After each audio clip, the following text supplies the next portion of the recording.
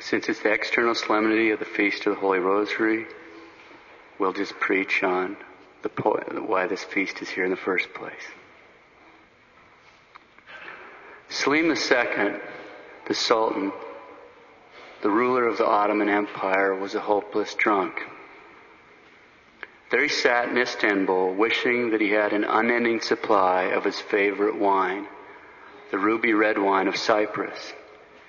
It'd be easy enough to capture Cyprus. Beating the infidel dogs was no problem, but unfortunately, there was one small little detail that held him back. Cyprus was a colony of Venice, and unfortunately, Venice and Turkey had made a treaty, a peace treaty, and it had been sworn to on the Quran. So Selim had a little problem. There lay Cyprus, just a few miles off the Turkish coast, and he was bound by Allah to keep the peace. But with Cyprus so close, why should he, the Sultan, pay those Venetians, those idolaters, for the wine that should rightfully be his? So Selim summoned the Grand Mufti and ordered him to come up with a suitable excuse, which would give Selim not only the right, but even the obligation to break the treaty and invade Cyprus. After all, that wine was really rightfully his.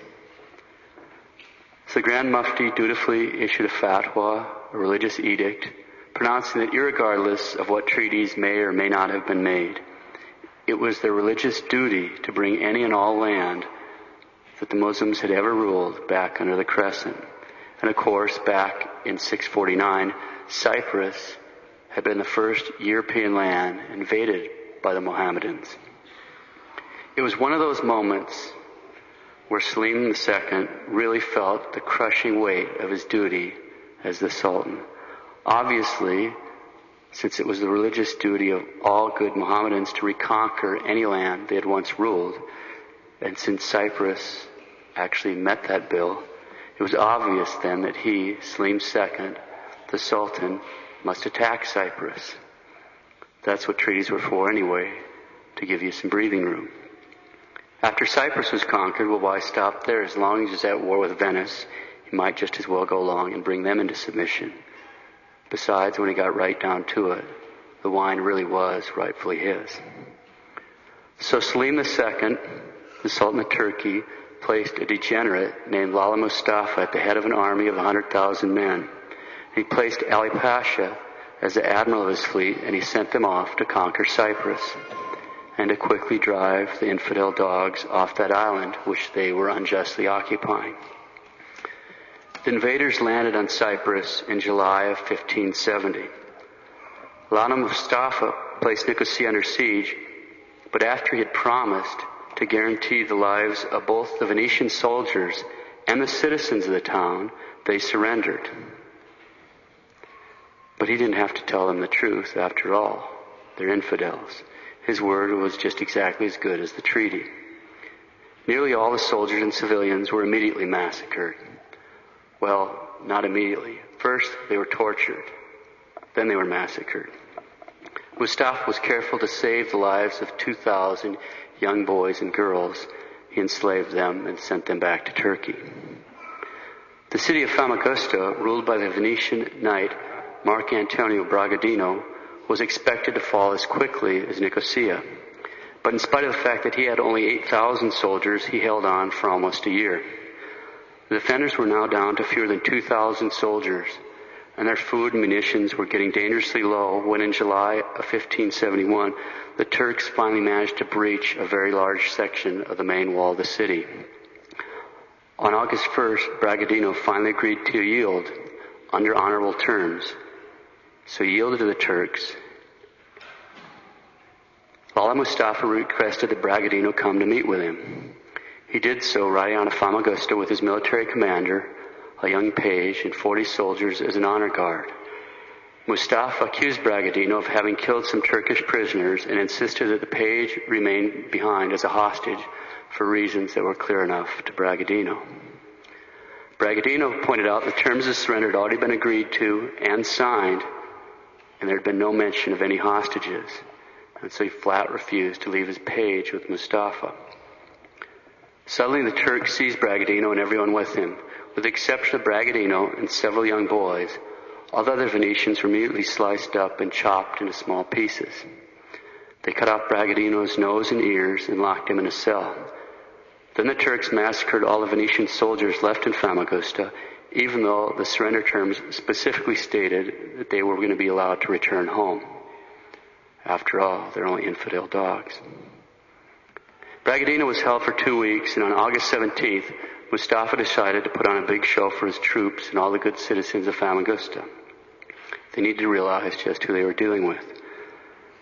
So Bragadino was saddled up like a donkey, loaded up with bags of dirt on his back, and then dragged and kicked around town like an animal. Then he was hauled up on the high spar of a galley so everyone could see what had become of this once proud ruler of Famagusta, this Catholic dog who had dared to defy Selim II and his general Lala Mustafa. Then Bragadino was lowered and tied to a post. Lala Mustafa told him what his punishment was going to be.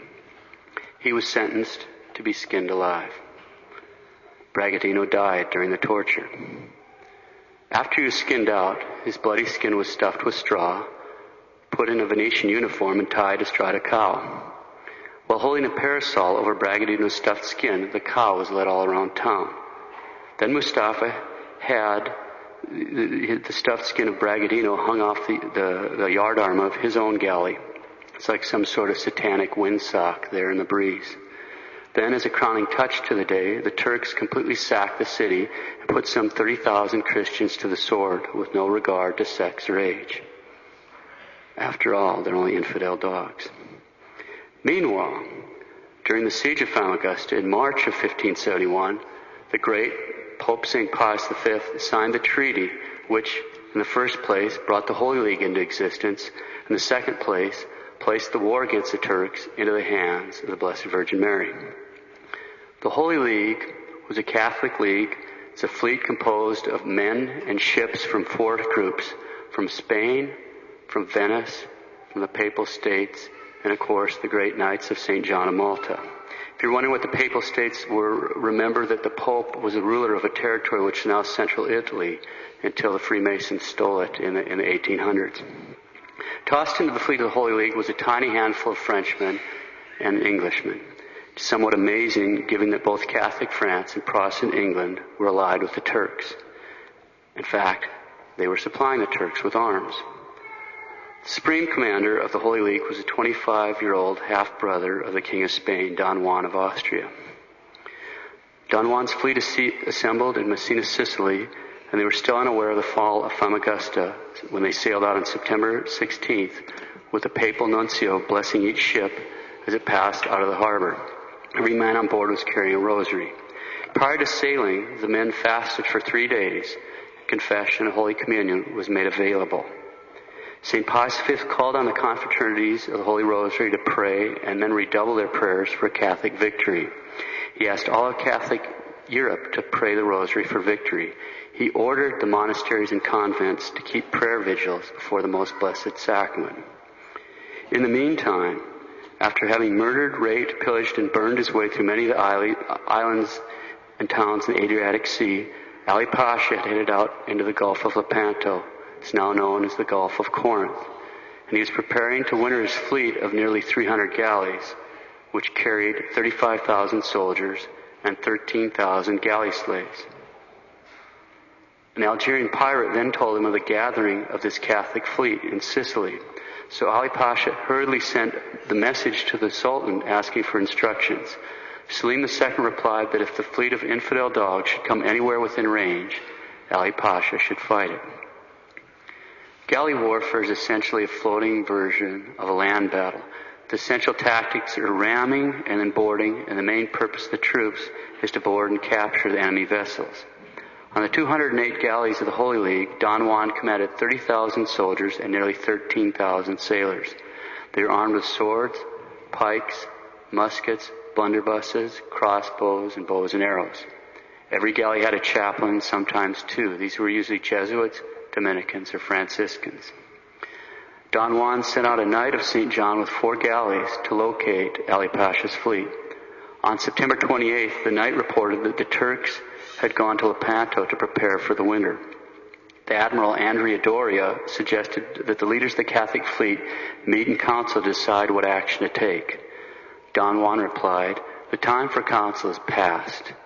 The time to fight is now."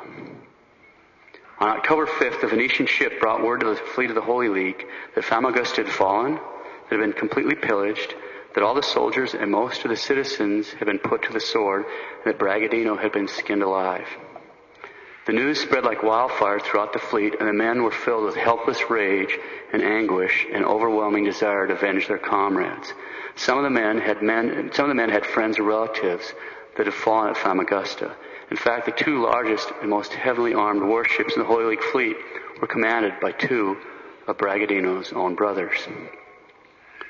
At 2 a.m. on October 7th, 1571, a favorable wind sprang up, which enabled the Catholic fleet to sail into the Gulf. Don Juan flew the blue flag with the figure of the crucified Christ and had a banner of Our Lady of Guadalupe on his ship. At dawn, the priest said Mass and then gave a general absolution to all the men on board, and they formed up the ships in a formation like a cross. Don Juan moved in a launch from ship to ship, holding up a crucifix and encouraging his men, telling them, "We are here to conquer or die. In death or in victory, you will win immortality." The Turkish fleet emerged, stretched out in a battle line some 3 miles in length, taking its typical battle formation like a crescent moon. Over Ali Pasha's flagship flew the green banner of Muhammad, inscribed with the name of Allah, written 28,900 times in gold letters. The Turks made a great noise with gongs, cymbals, conches, and yells. The Christians rode forward with the battle cry, "Famagusta, Famagusta, Famagusta." Two flagships rammed into each other. The gunners and archers on both ships fired volleys, and Don Juan, with his sword held high, led the charge onto the deck of Ali Pasha's flagship. All around, the battle raged furiously. The Catholics kept crying out, "Famagusta, Famagusta, Famagusta," and fighting with incredible ferocity. The battle for the flagship took 2 full hours. Ali Pasha was wounded by a shot and fell down. A Spanish soldier from the boarding party jumped on top of him, pulled out his knife and cut off his head. He rushed it over to Don Juan, who said, "What can I do with that? Throw it in the sea." Another sailor fished it out and stuck it on the end of a lance. The green flag with the crescent moon and 28,900 names of Allah came down, and the completely unscathed blue banner of Christ crucified was run up on the Turkish flagship. Within 3 hours of hand-to-hand combat, the waters of the Gulf for miles around were literally red from the bloodshed, and the sea was strewn with the dead bodies of the more than 25,000 Turks that were killed, as well as the 7,500 dead Catholics. The Catholics captured 10,000 Turks and freed 12,000 galley slaves.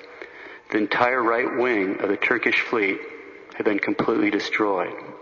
Not one galley escaped. The battle was over by mid-afternoon. Since there were signs of approaching bad weather, Don Juan ordered his fleet to regroup, even though many galleys of the Holy League were still chasing the few escaping Turkish vessels. Of the 330 Turkish ships, fewer than 50 managed to escape, and most of these were burnt because they could not be made sufficiently seaworthy for further use. 117 Muslim galleys were captured intact, and all the rest were sunk or destroyed after they had been run ashore by the fleeing Turks. At the very hour of victory at Lepanto, Pope St. Pius V was in the midst of a meeting with his treasurer when he suddenly rose to his feet and opened the window. Pausing for a moment, he said, "This is not the time for business. Make haste to thank God, because our fleet this moment has won a victory over the Turks." On October 21st, the first written reports reached Rome. The Pope shed tears of joy and repeated to God the words of Simeon, the Nunc Dimittis. "Now thus dost dismiss thy servant, O Lord, according to thy word, in peace, because my eyes have seen thy salvation, which thou hast prepared before the face of all peoples, a light of revelation to the Gentiles, and a glory for thy people Israel." That Sunday he celebrated a Mass of Thanksgiving in St. Peter's Basilica, and later he designated October 7th, the day of the Battle of Lepanto, as a feast day in honor of Our Lady, and thanksgiving for that great victory. Today we're celebrating the external solemnity of this great feast, a victory obtained by the Queen of the Most Holy Rosary and her warriors. And Selim II, whatever became of him. In 1574, after sucking down a whole bottle of that red Cyprus wine, Selim II, the Sultan, the ruler of the Ottoman Empire, fell down drunk in his bathroom and fractured his skull and died.